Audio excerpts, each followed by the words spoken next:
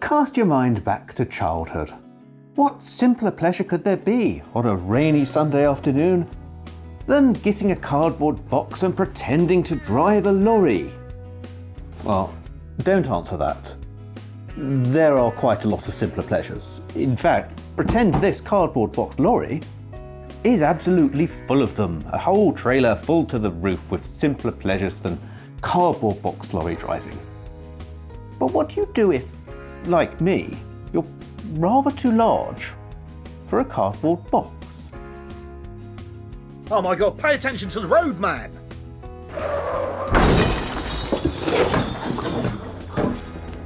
Just like building a fortress out of the sofa cushions and somehow being able to watch an episode of The Animals of Farthing Wood without being traumatised, we give up childhood pleasures as we grow older and unlock exciting new life abilities, such as chest hair and a total lack of executive function. So let's ask that question. Who on earth is driving pretend trucks on their computer, and how?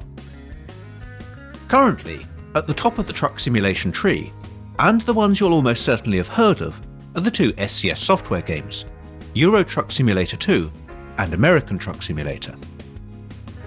These are the archetypal modern truck simulators, which is to say, like a slower, ground-based version of Elite, with fewer pirates. There are also the Spin Tyres and Mud Runner/Slow Runner series, although I'm going to be keeping things firmly on-road for this video. Unless I get the driving very badly wrong. Euro Truck Simulator 2 has been with us a while. Nearly a decade, in fact. And some parts of the game as it stands today are even older. I'll be getting into that later in the video. And it is, of course, far from the first attempt at bringing pretend lorries to your computer screen. Yes, we know it doesn't feel right if I don't say 12 MHz 286 at least once per script. And here's what you might have played if you had such a thing. Big Rig by Bill Pogue. There are some basics of the truck simulation genre already here. You choose what you want to carry, how much of it, and even do some basic vehicle maintenance of the type you'd do in ETS2 after crashing into 19 walls attempting to leave your own depot. Sadly, the game will not let me use a massive lorry to carry a single orange across the USA.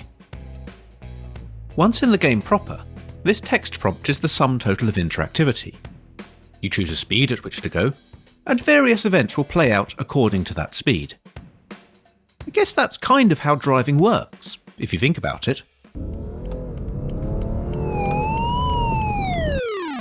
You get to stop at truck stops, sleep and fill the truck with fuel. And if you get a little excitable with that throttle pedal, alright, if you type in a big number, you can get in trouble with the police, or even crash. Yes, it's pretty much the Oregon Trail in reverse, but without the chance of anyone getting dysentery or your truck sinking in a river. Plus a windscreen, Big Rig's over-the-road racing would be proud of. But I'm not here to trash this. This is what gaming was like back then. The Voodoo 2 card was your imagination, and the digitised soundtrack was your cassette player. Only kind of not digitised in the slightest. I also have a bit of a soft spot for this game. Because it was so simple, it was the one to make me think, I must be able to program something like this. And in fact I was. So thanks, Bill.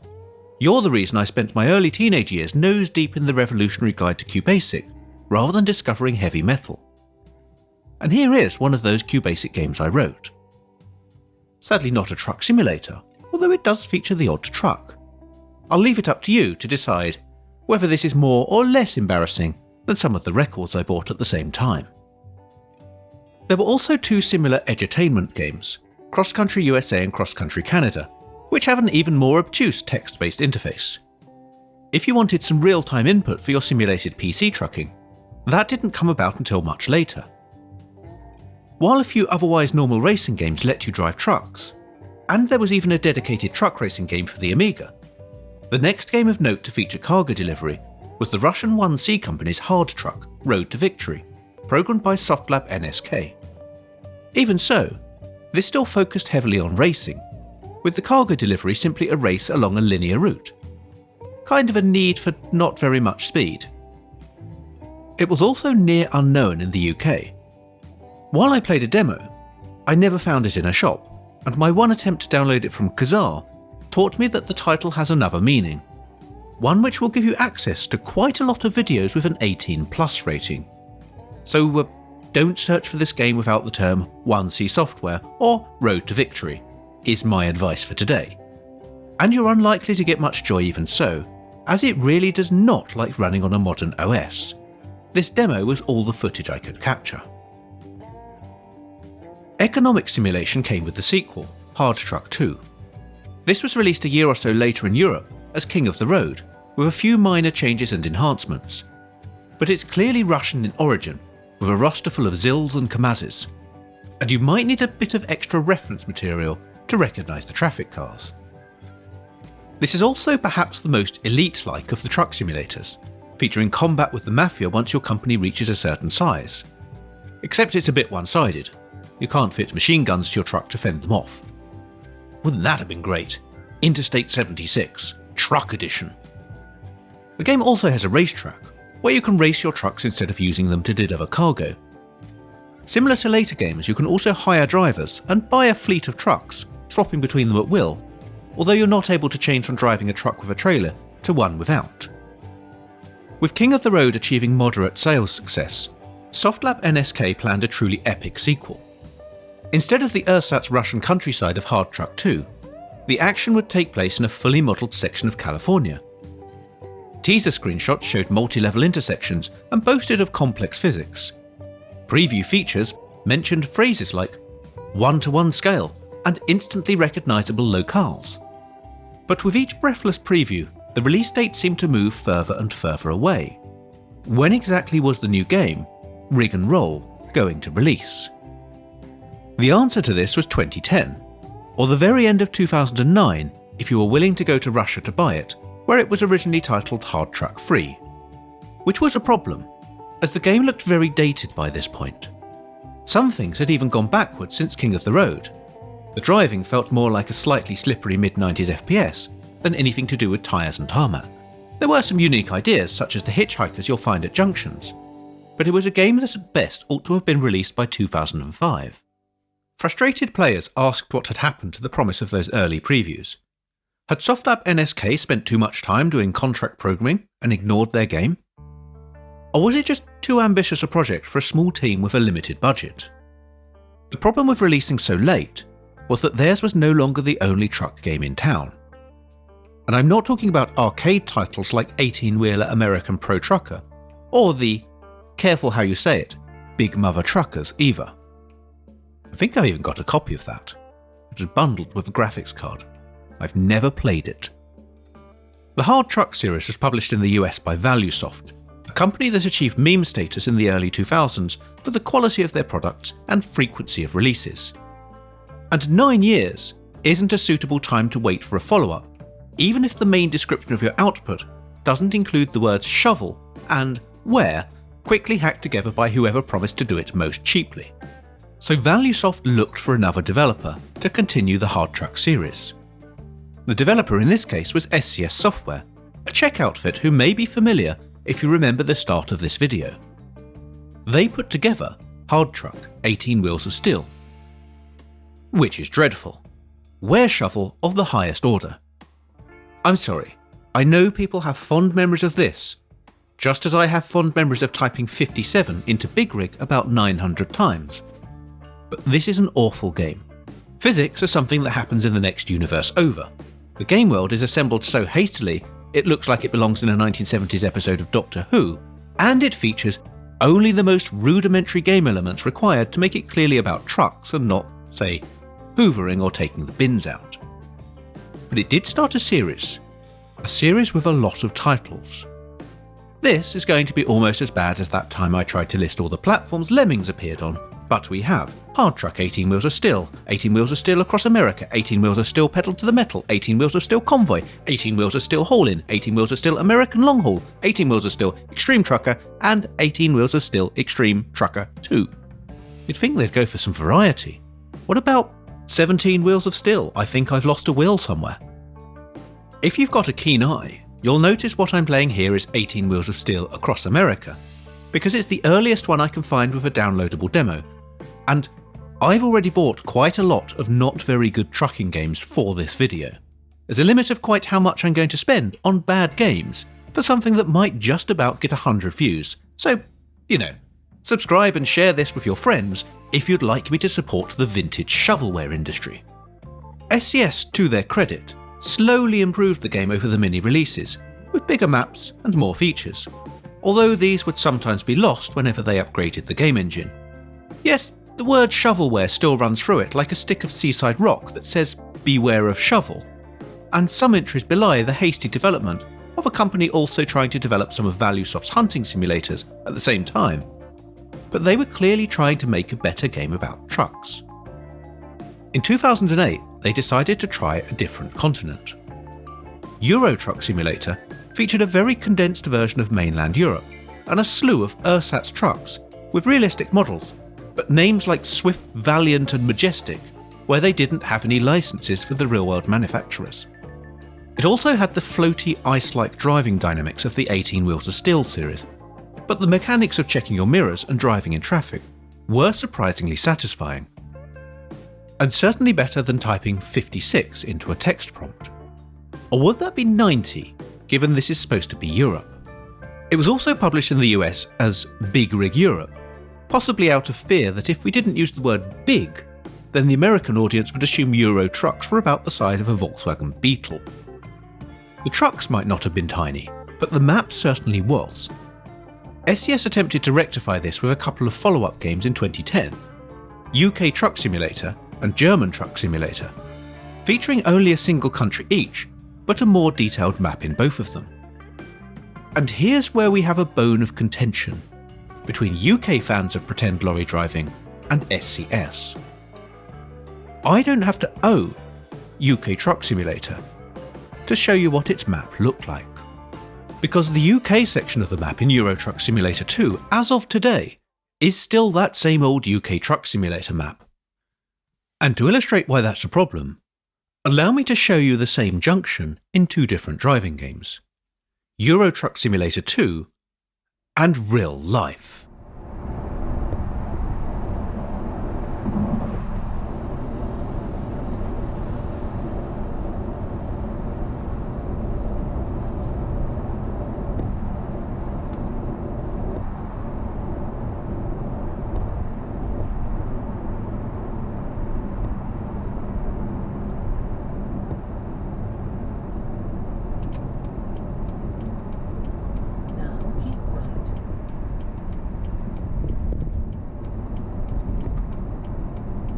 Leave the roundabout at the third exit onto M25 and then keep right.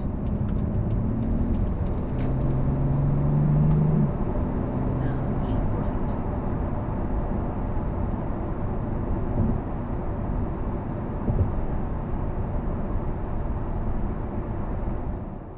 Now, you expect the map to be condensed a fair amount to make the game playable, and also possible to program, in less than a century. But ETS2's UK never gives you a large, satisfying junction with roundabouts and multiple lanes.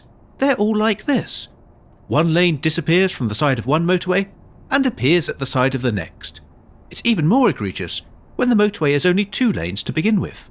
Compare this to the standard of road layout in a recent DLC like Iberia, and you can see why Euro Truck Simulator drivers are just about as keen to drive in the UK as actual European truck drivers are. These early Euro Truck Simulators were still rather niche titles. For me, they fall in an awkward middle ground. There's not really much game here, but there's also not enough depth in the simulation to allow you to slip into the zen of trucking things from place to place, without worrying if you're being entertained or not. Perhaps SCS also thought there needed to be more game in their trucking games. They released a couple of titles along with their final entries in the 18 Wheels of Steel franchise that changed the focus from carrying cargo in an open world to completing various driving challenges. Both were maligned for removing the economic side of the gameplay and replacing it with these simple challenges. The first, Trucks and Trailers, only features manoeuvring challenges, and as a result the gameplay swiftly becomes repetitive and tiring. Really, there are only so many permutations of drive this truck around these static obstacles you can come up with in a game. I guess you could make it more interesting with a self-imposed challenge. How about if I tried to complete one of the mini tutorial levels using only my feet? Right, okay, I've got this. The resistance of the car. I think it's left, but never mind. Oh, yes. Ancillary controls, who needs those? Oh, this is going well. This is going ultimate well. Yes. Oh, how do I stop? Yes, stop. No. Champion of trucking. Excellent. That was awesome. This is not the way to play the game, is it? Scan Your Truck Driving Simulator from mid-2012 is the better of the two. The physics model is starting to feel recognisably like the modern games. We have relatively plausible driving physics rather than trucks which glide around like they're on an air hockey table. They're nowhere near the level of physicality which BeamNG brings to its own large vehicles, but then you're not supposed to be skidding around and doing sick jumps in a trucking simulator. Shame. Also, the challenges are a little more satisfying than trucks and trailers, with more of a theme to them. There is also the welcome return of a free-roaming cargo delivery mode, although only within a small fictional area, rather than the wide-ranging maps of SCS's earlier games. But by this point, SCS had realised that whoever it is that plays truck simulators, they don't want constrained challenge games. Scan Your Truck Driving Simulator served really as a preview for the enhanced physics, truck models, and graphics engine of their late 2012 release, Euro Truck Simulator 2. If that seems like a long time ago for a game which is still turning up in Steam recommendations today, it's worth noting that the ETS2 you buy today is not the game as it originally released. Even if you don't buy any of the DLC maps, the base map has seen improvements over the years, and new trucks added as they get released in the real world. If you played early versions, the team didn't even have a license to include Mercedes trucks, with these being branded as Majestic. There have also been several graphical and sound upgrades, making one of the more relaxed ways to enjoy ETS to be going sightseeing, especially in the Scandinavia DLC. Perhaps the biggest example of SCS improving their games over time, though, is American Truck Simulator. This was the 2016 follow-up to Euro Truck Simulator 2, although both titles are still actively developed in parallel. And seemingly the curse of any trucking game set in California, it was initially viewed as a little bit of a rush job, despite being in development for a few years. The game area of California and Nevada managed to feel both small and empty, when it should really have been big and empty. SCS responded quickly to criticism. Early in the game's life, they rescaled the map, later claiming it was one of the best things they'd ever done. Working on a larger map allowed the team to unleash more creativity, put far more detail into the loading bays and truck stops you'd visit during your journey, and make those long-haul drives feel suitably epic. Hey SCS, you know which country in the ETS2 map has a lot of space around it for that kind of rescaling? Just saying. With the base map being of a higher standard, ATS feels more consistent. There's no dropping into those cartoonish two-lane roads with their crazy junctions as you meander into older areas of the map, making a cross-country trip a more satisfying undertaking.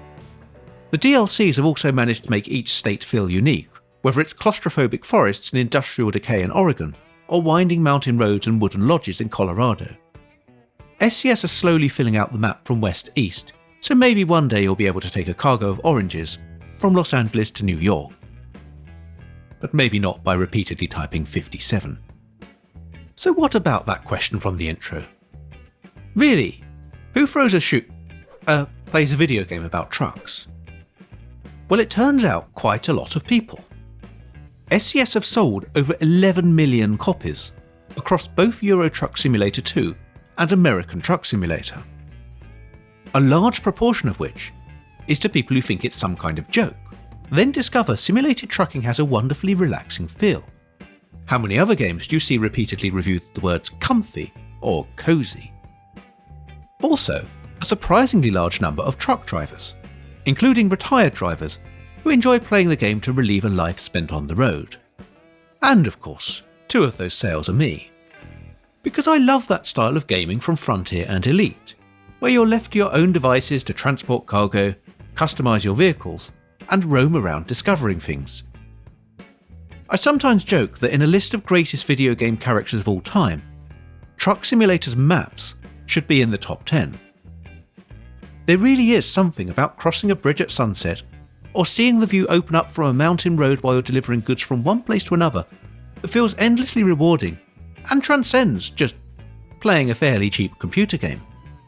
I sometimes think SCS should license this map out to other developers. It would make a great modern-day Test Drive Unlimited. Perhaps it's also that these are a style of game you don't see much anymore. There's a reason I play retro games after all. I'd call it slow gaming. Games that don't feel you need to be constantly entertained and engaged while you play them. Where you're allowed to make your own fun, rather than be forced into the developer's decision of the one way you're supposed to play. Where even the DLCs are optional extensions to expand and enrich the game, rather than obnoxious banners and flashing "Pay now to drive here" signs. So are ETS2 and ATS worth it? Given they regularly appear in Steam sales for £3.75, I'd say you don't have much to lose if you want to experience this world of slow gaming. And there are even demos if you don't want to spend that much. I've certainly had worse and less entertaining sandwiches for the price. You can barely get a decent cardboard box for that these days. If you're just getting one game, ATS has the better base map, but if you buy enough DLCs, then ETS2 is the one which will let you drive across an entire continent, even if some of the road modelling along the way is a bit ropey.